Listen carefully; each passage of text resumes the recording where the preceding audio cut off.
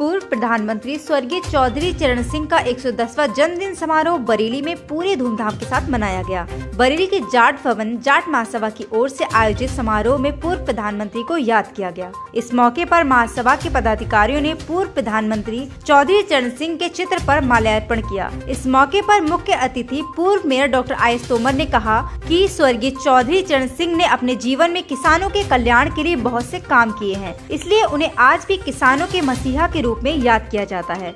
इस मौके पर जाट महासभा के अध्यक्ष ब्रजपाल सिंह बड़गोती ने कहा कि चौधरी साहब ने किसी एक जाति विशेष के लिए नहीं बल्कि हर गरीब, दबे कुचले और पिछड़े वर्ग के लिए काम किया है। उन्होंने किसानों के लिए ऐसी बेहतर नीतियां बनाई जिनका पालन आज भी देश के किसानों के हित में किया जा रहा है। चौधरी साहब का कहना था कि हमारे देश की प्रगति खेतों और खलिहानों से ही है। इस मौके पर महासभा के सचिव उपेंद्र सिरोही समेत महासभा के दर्जन पदाधिकारी मौजूद रहे।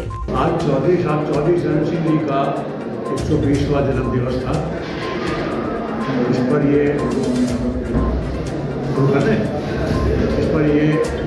संगोष्ठी आयोजित की गई थी और उस पर सभी लोगों ने अपने विचार रखे, उनको श्रद्धासुमन अर्पित किए और उनके बारे में जो विचार और जो सिद्धांतों की राजनीति उन्होंने की है उस पर चर्चा हुई। सबसे बड़ी बात ये थी कि चौधरी चरण सिंह एक ऐसे नेता थे, ऐसे एक राजनीतिक थे जो किसी एक समाज से का प्रतिनिधित्व नहीं था। वो भारत की 70 से 80% जनसंख्या के प्रतिनिधित्व थे। वो लोग जो किसान या किसानी से जुड़े हुए लोग थे पूरे भारतवर्ष को उसको प्रतिनिधित्व करते थे और जो किसानों के लिए उन्होंने किया वो योगदान शायद जीवन में कभी भी नहीं भुलाया जा सकता, क्योंकि कृषि कानून जो बनाए और कृषि कानून को जो लागू किया उससे आज किसान है, नहीं तो किसान मजदूर होता। तो इन्हीं पर चर्चा हुई और खासतौर से उनके आदर्श और सिद्धांतों को अपनाने की बात हम लोगों ने आज यहाँ पर चर्चा की, जो विस्तार से सभी लोगों ने अपने विचार सभी को बता चुके हैं। मैं तो इतना ही कहूँगा कि मीडिया ने उन्हें एक जाति विशेष का नेता साबित करने का प्रयास किया, जो एक जाति विशेष के नहीं थे बल्कि सभी दबे कुचले और किसान और गरीब के समर्थक, सहायक और प्रणेता थे। इस मौके पर हमने यही प्रयास किया है कि जो चौधरी साहब के सिद्धांत थे, उनके आदर्श थे, उनका अनुकरण किया जाए और सरकार से भी यही प्रार्थना की जाती है कि उनके जो आदर्श हैं उनको ध्यान में रखा जाए।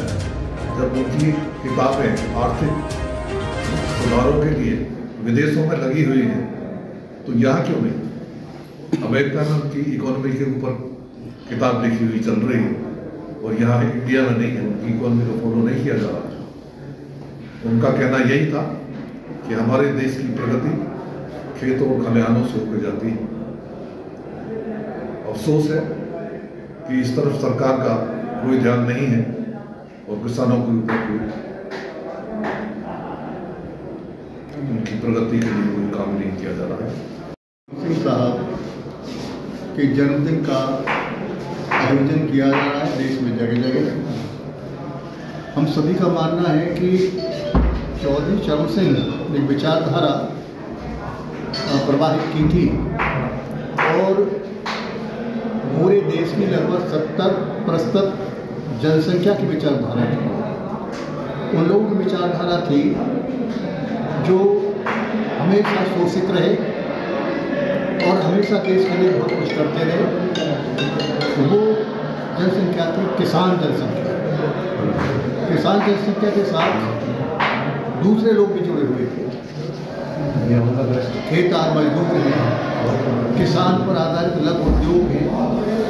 उन्होंने एक बहुत बड़ी क्रांति को जन्म दिया और उस विचारधारा इतनी ज़्यादा प्रभावित रहे लोग कि आज तक विचारधारा के आधार पर हमारे जन्मदिन नियुक्त किए जाते, सरकारें बदलती, सरकारें बनती हैं।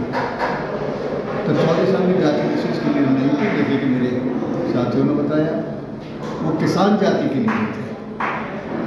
वो उस वर्ग के लीडर थे जो वर्ग हमेशा डिप्राइव्ड रहा है और जो देश के लिए बहुत कुछ कंट्रीब्यूट करता रहा है, जिसमें किसान सबसे महत्वपूर्ण इसलिए है कि उनके बेटे सीमाओं पर लड़ते हैं और किसान खेती में लड़ता है, फिर उचित सम्मान देश के द्वारा नहीं मिला। वो किसान के सम्मान की लड़ाई लड़ते हुए सम्मान के किसानों के अभ्युदय के लिए, उनके आर्थिक सामाजिक उत्थान के लिए संघर्षरत रहे। तो उनके आदर्श को हम सब लोग स्वीकारते हैं।